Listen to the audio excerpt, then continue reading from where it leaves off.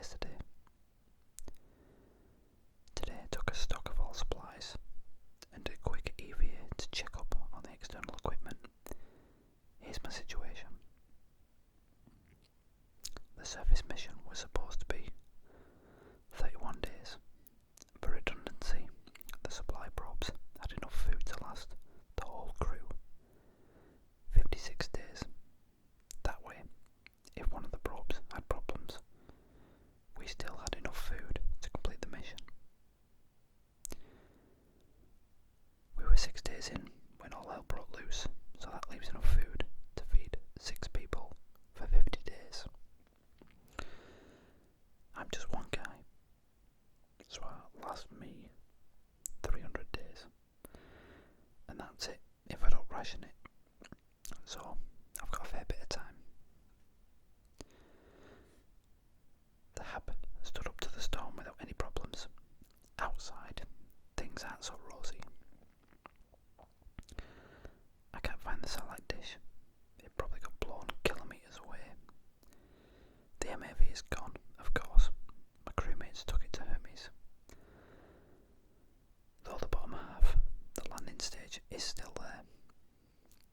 No reason to take that back up when the weight is the enemy. It includes the landing gear, the fuel plant, and anything else NASA figured it wouldn't need for the trip back to orbit. The MDV is on its side, and there's a breach in the hull. Looks like the storm ripped the cowling off the reserve chute, which we didn't have to use on the landing. Once the chute was exposed, it dragged the MDV all over the place, smashing it against every rock in the area. Not the MDV wouldn't be much use to me. Its thrusters can't even lift its own weight. But it might have been valuable for parts. Might still be. Both rovers are half buried in sand, but they're in good shape otherwise. The pressure shields are intact. Makes sense. Operating procedure when a storm hits is to stop motion and wait for the storm to pass. They're made to stand up to punishment. I'll be able to dig them out within a day or so of work. I've lost communications with the weather stations, placed about a kilometre away from the hub in 4 directions. They might be in perfect working order for all I know. The hub's communications are so weak right now, it probably can't even reach a kilometre. The solar cell array was covered in sand, rendering it useless. Hint, solar cells do need sunlight to make electricity, but once I swept them off, they return to full efficiency. Whatever I end up doing, I'll have plenty of power for it. 200 square metres of solar cells with hydrogen fuel cells to store plenty of reserve. All I need to do is sweep them off every few days. Things indoors are great, thanks to the hub's sturdy design. I ran a full diagnostic of the oxygenator twice. It's perfect. If anything goes wrong with it, there's a short-term spare I can use, but it's solely for emergency use while repairing the main one. The spare doesn't actually pull CO2 apart and recapture the oxygen, it just absorbs the CO2, the same way the spacesuits do. It is intended to last 5 days before it saturates the filters, which means 30 days just for me. Just one berth in breathing instead of 6, so there's some insurance there. The water reclamator is working fine too. The bad news is, there's no backup. If it stops working, I'll be drinking reserve water while I rig up some sort of primitive distillery to boil the piss. Also, I'll lose half a litre of water per day to breathe in until the humidity in the hub reaches its maximum, and then the water starts condensing on every surface. Then I'll be back to licking the walls. Yay. Anyway, for now, no problems with the water reclamator. So yeah, food, water, shelter, all is taken care of at the moment. I'm going to start rationing food right now.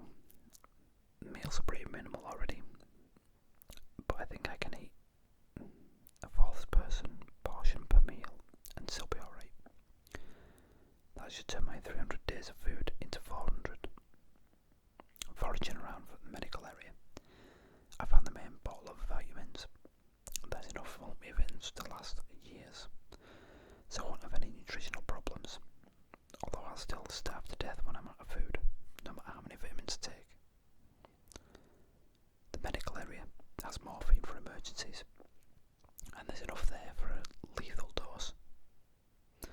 I'm not going to slowly starve to death, I'll tell you that. If I get to that point, I'll take an easier way out.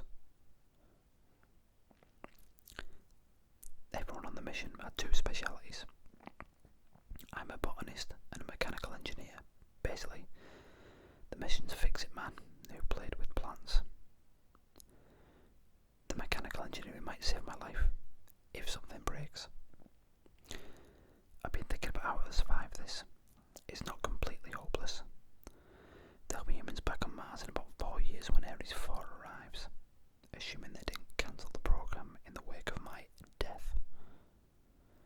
Ares 4 will be landing, which will be about 3,200 kilometres away from my location. No way for me to get there on my own, but if I could communicate, I might be able to get a rescue. Not sure how they'd manage that with the resources on hand, but NASA has a lot of very smart people. So, that's my mission now. Find a way to communicate with Earth. If I can't manage that, find a way to communicate with Hermes when it returns in 4 years with the Ares 4 crew. Of course, I don't have any plan for surviving 4 years on 1 year of food, but one thing at a time here. For now, I'm well fed and have a purpose. Fix the damn radio. Log entry, Sol 10. Well, I've done 3 EVAs and haven't found a hint of the communications dish. I took out one of the rovers and had a good drive around, but days after wandering, I think it's time to give up. The storm probably blew the dish far away and then erased any track marks or scuffs that might have led to a trail, probably buried it too. I spent most of the day out of what's left of the communications array. It's really a sorry sight. I may as well yell towards Earth for all the good damn thing will do me. I could throw together a rudimentary dish out of metal I find around the base. But this isn't some walkie-talkie I'm working with here.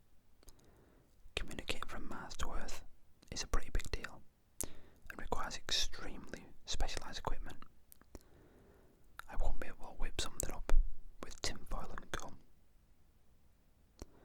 I need to ration my EVAs as well as food. The CO2 filters are not cleanable. Once they're saturated, they're done. The mission accounted for 4-hour EVA per crew member per day. Fortunately, CO2 filters are light and small, so NASA had the luxury of sending more than we needed. All told, I have about 1,500 hours worth of CO2 filters. After that, any EVAs I do will have to manage with bloodletting and air. 1,500 hours may sound like a lot, but I'm faced with spending at least 4 years here if I'm going to have any hope of rescue, with a minimum of 7 hours per week dedicated to sweeping off the solar arrays. Anyway, no needless EVAs. In other news, I'm starting to come up with an idea for food. My botany background may come in useful after all. Why bring a botanist to Mars? After all, it's famous for not having anything growing here. Well, the idea was to figure out how well things grow in Martian gravity and see what, if anything, we can do with Martian soil. The shorter answer is quite a lot. Almost. Martian soil has the basic building blocks needed for plant growth, but there's a lot of stuff going on in Earth soil that Mars soil does not have.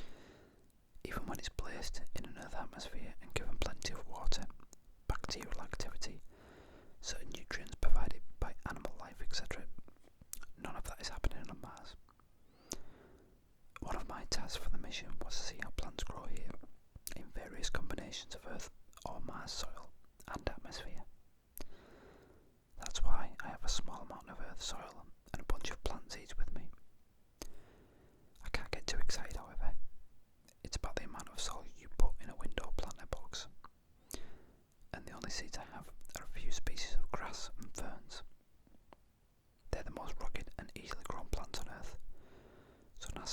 as the test subjects.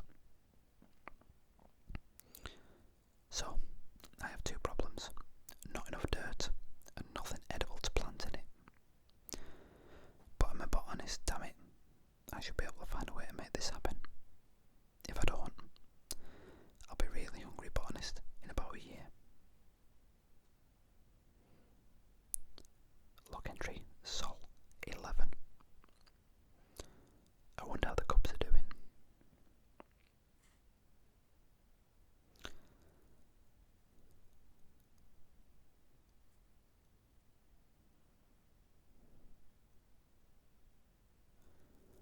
And that's it for now. I just wanted to do a quick reading. I kind of see how these microphones were doing, mainly because a while back now, I had a problem with one of them having a buzzer on these pair of microphones, these Rode microphones. And the solution was to take a small screw out of the body, and that was obviously causing a bit of a short or a grounding issue. It solved the buzzing problem. However, whenever I move the microphones or knock or breathe on them, the weight of the XLR cable pulls the entire innards of the microphone out of the casing. So that screw was obviously there to hold that in place. So it's been knocked a few times while I've been clearing out this room. So I get a bit worried every time the insides are completely pulled apart. It seems to be working okay for now, but we'll have to see how it sounds when I put it up. And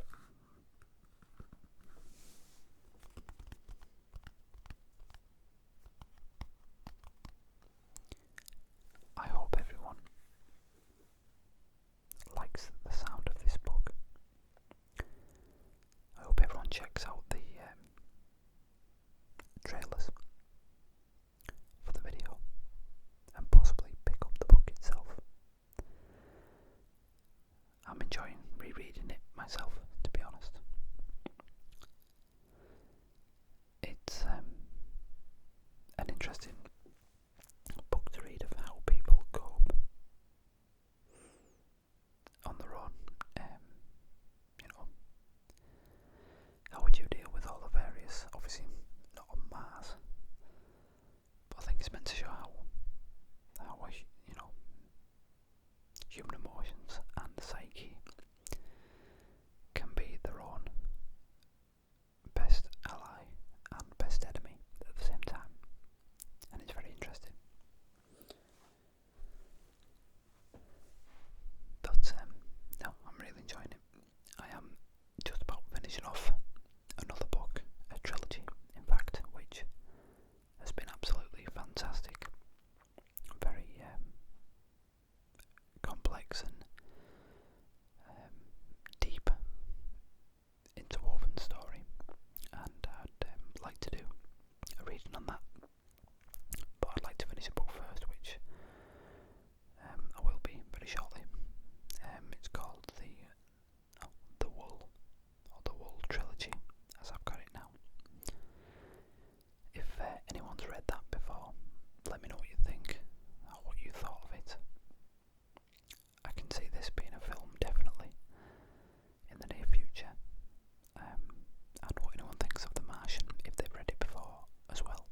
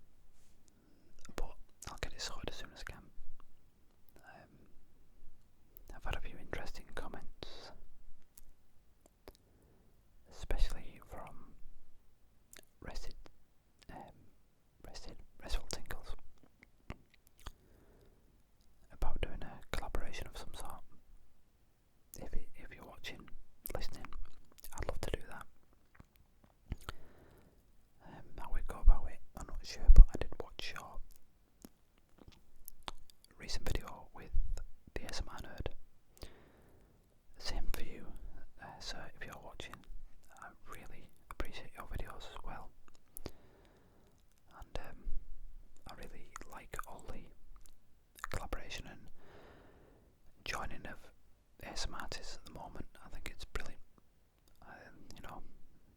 Everyone helping each other out, making new things. It's just, making the content even better, making the resources and pool of ASMR out there for people even bigger and more varied, which it helps people enjoy it, I enjoy it, and the greater the resource the better. And it seems like more people are pooling together, building the resources and talents together to help each other do new things. What could be better than that? So if I can help or be a part of that, then I'm all for it. All for it. It's been a busy week, so I'm finishing this recording now. It's actually 3:30 in the morning. Definitely time to give up now. I've done enough. Definitely getting tired. And at some point you have to just give up. So just reading a quick few pages of this. I'm making a quick video. Just clears my head for me. I'm going to go and read another couple of pages of the other book that I'm finishing. I'm pretty sure I'll probably be flat out. So, wherever you are, whoever you are, I hope, if you are listening to this when I put it up, that it's relaxed you in some way. Please let me know for anything you may want me to give a try, or any improvements I can try.